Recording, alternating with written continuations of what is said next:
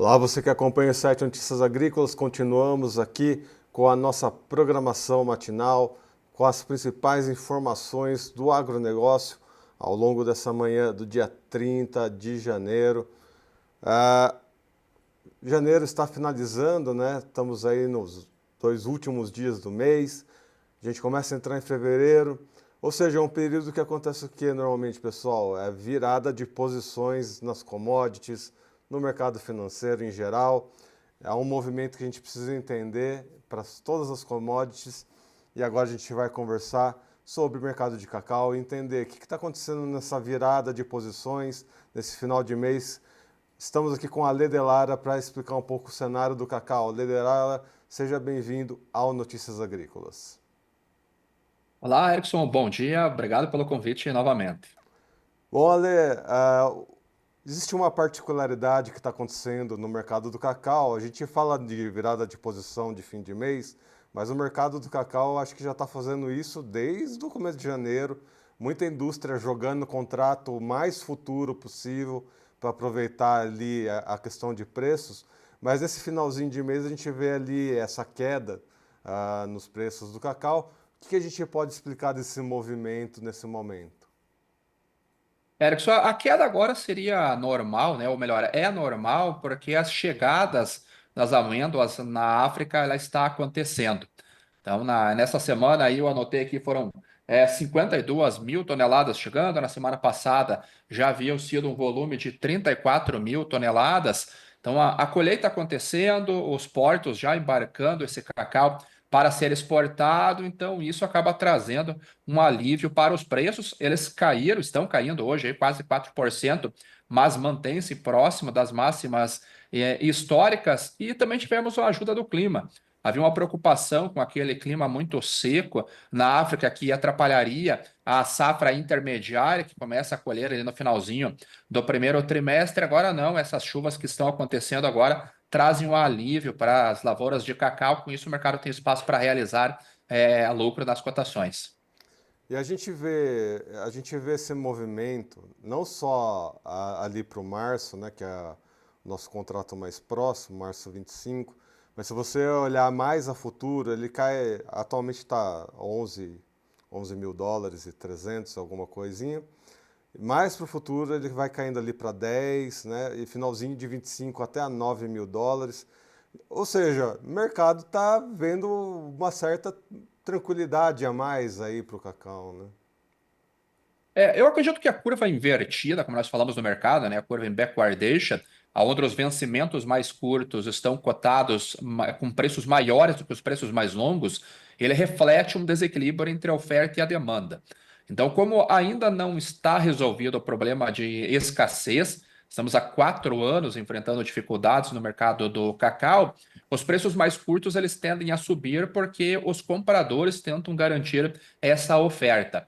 Agora, as chuvas que estão acontecendo agora, que trazem um alívio para as lavouras de cacau ali na Costa do Marfim, em Gana, eles retiram a pressão de preços também, ou pelo menos parte da pressão de preços, quando a colheita intermediária for ser colhida, for ser exportada, ou seja, de vencimento março para frente. Então, são dois movimentos. O mercado trabalha ainda com uma escassez, por isso que a curva está invertida, os vencimentos mais curtos mais caros, mas o mercado também começa a ver um certo alívio de uma condição que estava preocupando muito, que era a seca na costa do Marfim e Gana. Então, as cotações têm espaço para realizar também para a próxima colheita. É importante a gente entender essa questão da demanda, principalmente porque a gente teve uma solicitação da Hershey's de fazer compra, né, de 90 mil toneladas via bolsa. Esse é um movimento que não é tão comum de acontecer, principalmente com compras extraordinárias como essa. Eu, pelo menos, não recebi atualização dessa compra. Você recebeu? Você sabe como que está esse pé? E o que essa solicitação indica para o mercado? Eu não tive a confirmação ainda se foi concluído esse contrato mesmo, Erickson.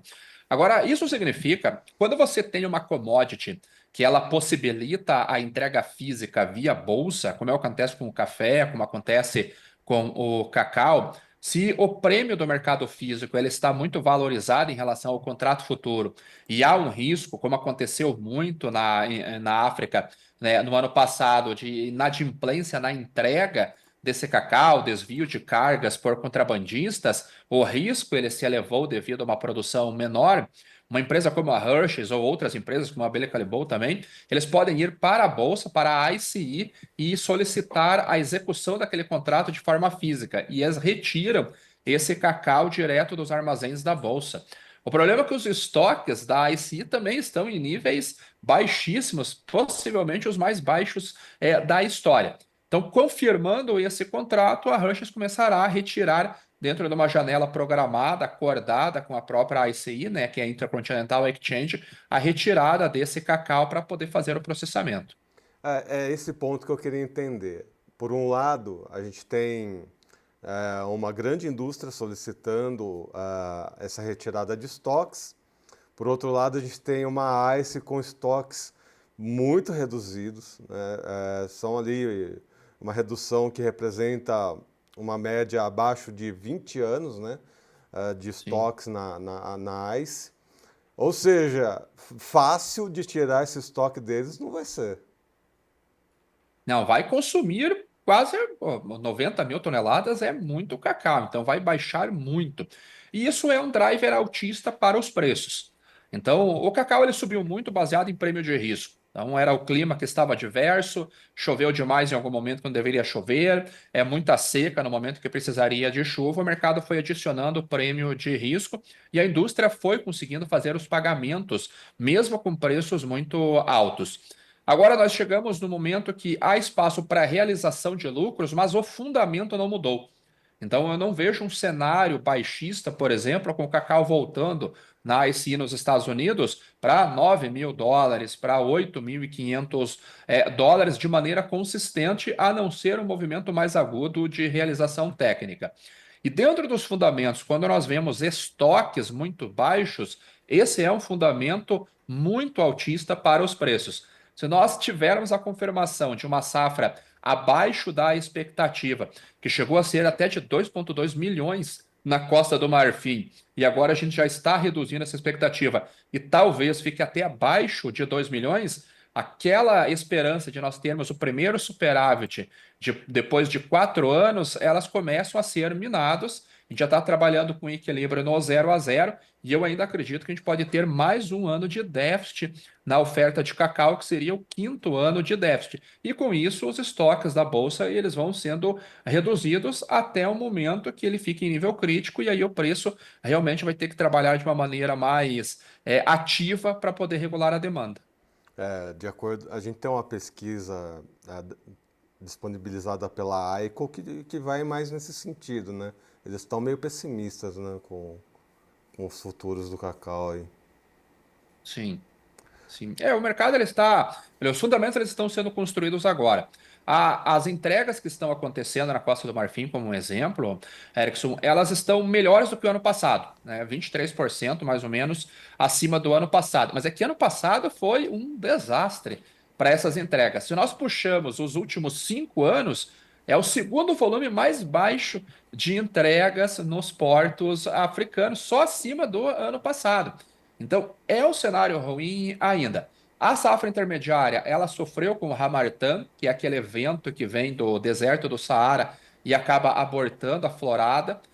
Sofreu com seca também. Agora as chuvas começaram a acontecer, traz um alívio, mas a África ela continua enfrentando problemas de falta de mão de obra, problemas de doença nas lavouras de cacau por lá. Tanto que o Brasil fez uma importação recente agora de quase 250 mil sacas, e há uma preocupação muito grande com relação à contaminação destas amêndoas que chegaram por aqui, porque realmente a qualidade do cacau que está chegando, vindo ali principalmente da Costa do Marfim, não é boa. Então é uma oferta que consegue atender a demanda, não com qualidade, e os fundamentos estão sendo construídos ainda para uma safra intermediária que começaria ali no finalzinho do primeiro trimestre, início do segundo trimestre, e também já para a safra principal que começa lá em outubro desse ano, né? Em relação a essa qualidade que você comentou do cacau da Costa do Marfim, a gente realizou uma reportagem em relação a isso, né, essa preocupação, A gente tem entrado em contato com as associações, ah, e a grande preocupação é porque a nossa logística de cacau aqui no Brasil, boa parte dela precisa passar por Ilhéus, porque todas as indústrias estão ali. Então, ter tanta concentração de cacau, seja internacional, seja nacional, no mesmo ponto, você abre preocupação tanto para essas doenças da África, quanto doenças circularem internamente aqui, como a monelise, vassoura de bruxo, enfim. Tem uma reportagem que eu fiz, que está aqui no Notícias Agrícolas, convido todos a darem uma olhada nessa reportagem. E somando a isso, Ale, a gente está num momento, dois momentos. Um momento internacional, que o hemisfério norte está muito frio, né? Tem uma massa de ar polar que está fazendo nevar até onde não deve, lá nos Estados Unidos, a Europa também está muito frio. E isso acaba demandando por muitos achocolatados, né? O chocolate quente, café, enfim. E aqui no Brasil, a gente começa já a olhar para a Páscoa. A gente vai ter um chocolate acessível, tanto para os americanos que estão na friaca, quanto para a gente aqui que vai ter um ovo de Páscoa meio inflacionado, Ale? A gente deve de ter preços mais altos do que nós tivemos no ano passado. Não só pelos preços do cacau, que seguem em níveis próximos ao recorde, mas a nossa taxa de câmbio também está muito desvalorizada. Apesar da queda que nós tivemos agora no início desse ano, segue ainda em níveis de R$ 5,85, R$ 5,90, que foi muito acima do que iniciou 2024, onde nós tínhamos um dólar próximo de 4,85, 4,90, então é quase R$ 1 a mais, então a inflação ela vem realmente corroendo o poder de compra da população. Então você alia os dois principais formadores de preços, que é a taxa de câmbio e são os contratos futuros da bolsa, a gente deve ter um chocolate mais caro. A demanda ela já começa a balançar. No ano passado, nós já vimos nos Estados Unidos, por exemplo, muitas migrações de chocolate para gomas, para outros doces que têm uma viabilidade, ou melhor, um custo melhor, mais acessível para a população. Esse ano mesmo saiu um relatório da Barry Callebaut, que é a gigante suíça que fornece chocolate aí para grandes empresas do mercado, que está reduzindo também a produção, porque a demanda já está balançando. Então a gente vai ter uma Páscoa com chocolate, mas um chocolate, infelizmente, mais caro do que em 2024. E para a gente entender também, como a gente, no momento da Páscoa, a gente vai estar em safra temporã aqui no Brasil, ou seja, aquela safra que entrega o que dá. Sim. Mas quais que são as previsões? O clima está ajudando, a gente vê que as chuvas estão beneficiando ali o Nordeste, o Pará. A gente vê uma safra temporã conseguindo entregar pelo menos uma parte dessa demanda de Páscoa? Eu acredito que sim, Erickson, porque o regime de chuvas esse ano foi muito bom. Nós tivemos o Laninha entrando em atividade agora no mês de dezembro, e uma das características do Laninha é trazer um clima mais frio e principalmente um clima mais seco para o sul da América do Sul. Então pega Rio Grande do Sul, Paraguai e Argentina acaba sofrendo com a falta de chuvas, mas do trópico aqui que passa por São Paulo para cima, você tem uma chuva com um volume muito maior. Então, ele forma os chamados rios aéreos. Então, pegando do litoral do Rio de Janeiro, Espírito Santo, Bahia, até regiões ali do Acre, do Amazonas, um ótimo volume de chuvas. Então, acredito que sim, a safra temporã aqui do Brasil, ela deve ser muito, muito boa. O que eu falei que vai impactar é o dólar, né?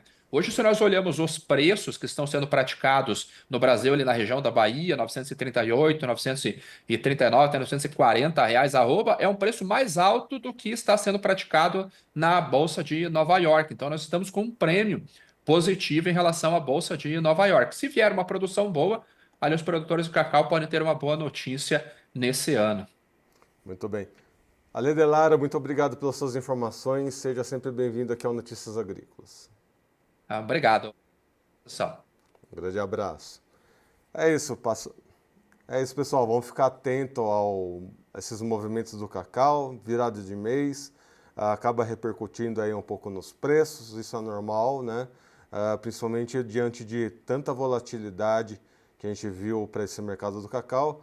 No entanto, a gente começa a olhar, principalmente aqui no Brasil, né? Esse momento, fevereiro, comecinho de fevereiro, logo mais aí na primeira quinzena de fevereiro já deve começar a ter ovo de Páscoa disponível nos principais mercados e supermercados, e é ali que os consumidores vão perceber o quanto esse ano de 2024 vai pesar no bolso para essa Páscoa. A gente precisa entender esse momento, mas ao mesmo tempo ver para o produtor rural o quanto essa safra temporã, esses movimentos internacionais acabam resultando para os produtores. Como a Ale comentou, né, as cotações que nós temos aqui para o cacau, o arroba na Bahia, R$ 938 a arroba, a saca no Espírito Santo, numa base de R$ 3.752. E o quilo no Pará, girando ali em torno de R$ 59, R$ 60. Ou seja, preços interessantes para o produtor de cacau. Fica essa dúvida aí para o bolso do consumidor, né? O Ale comentou que em outros países os consumidores não aceitaram muito bem o preço, né, as altas nos preços do chocolate, estão optando por outros tipos de doce. Vamos ver como fica essa questão para o Brasil. A gente vai buscar entender cada vez mais em reportagens aqui no Notícias Agrícolas. Por isso eu sempre reforço e lembro, se inscreva no canal, ativa o sininho, deixa o seu like, assim você recebe as notificações de todas as reportagens que vão ao ar aqui ao longo da nossa programação da TV Notícias Agrícolas, essa edição matinal que começa ali às 8 horas da manhã com Bom Dia Agronegócio, apresentado por Carla Mendes, repercutindo as primeiras notícias do dia e as notícias do dia anterior. Às 9 da manhã, continuamos ali com Realidades da Safra. Guilherme Dorigatti vai às principais regiões produtoras do Brasil conversar com produtores rurais, engenheiros, agrônomos e especialistas para entender como estão as safras lá onde elas ocorrem. Na sequência temos a previsão do tempo às 10 horas da manhã, tendo aí complementando essas informações do Realidades da Safra, entendendo como ficam as temperaturas, as precipitações de chuvas para os próximos dias. Logo na sequência, às 11 horas da manhã, temos o Mercado do Boi e finalizamos ao meio-dia com entrevistas de demais mercados, de demais commodities, de demais assuntos relacionados ao agro, entendendo aí como ficam os preços para as principais produções que acontecem aqui no Brasil. Continue conosco então, logo mais, aqui 12:30, tem Tempo e Dinheiro com João Batista Olive. Então fique conosco no site Notícias Agrícolas. Se inscreva no canal, ative o sininho, porque à tarde a gente continua com a nossa programação, com podcasts, vai ter mais entrevistas, mais repercussões para outras commodities e para não perder nenhuma dessas informações. Então vale a pena se inscrever, ativar o sininho e receber essas notificações no seu computador, no seu celular e ficar sempre por dentro das últimas notícias, das últimas novidades. Eu sou Erickson Cunha, vou ficando por aqui. Até uma próxima. Um abraço.